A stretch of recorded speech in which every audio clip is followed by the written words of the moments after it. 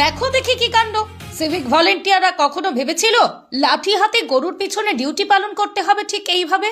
এ কি সত্যিই সিভিক ভলেন্টিয়ারদের কাজ? শহরের ব্যস্ত রাস্তায় গাড়ির বদলে এখন যেন রাজত্ব করছে গবাদি পশু, আর তাদের সামলাতে লাঠি হাতে ছুটছেন সিভিক ভলেন্টিয়ার। প্রশ্ন উঠছে, আইন শৃঙ্খলা রক্ষা, ট্রাফিক নিয়ন্ত্রণ নাকি এখন গরু তাড়ানোই তাদের প্রধান দায়িত্ব? মালদা শহরের বিভিন্ন এলাকায় দিনের পর দিন রাস্তা জুড়ে ঘুরে বেড়াচ্ছে গবাদি পশু।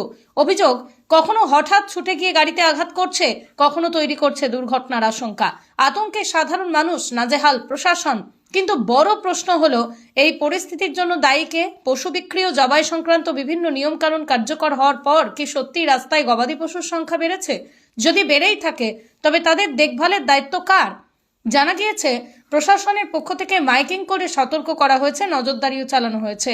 তবুও মালদার ব্যস্ততম ফোয়ারা মোড় থেকে মহানন্দা দ্বিতীয় সেতু সর্বত্র একই ছবি, আর সেই ছবি এখন সোশ্যাল মিডিয়ায় ভাইরাল। প্রশ্ন একটাই, শহরের রাস্তায় গবাদি পশুর দৌরাত্ম্য রুখতে স্থায়ী সমাধান কোথায়? আর সিভিক ভলেন্টিয়ারদের হাতে লাঠি তুলে নিয়ে কি সত্যিই সমস্যার সমাধান সম্ভব? আপনার কি মত? এই পরিস্থিতির জন্য দায়ী কে? প্রশাসন, পশুর মালিক, নাকি নীতিগত ব্যর্থতা? স্টোরি বাংলা।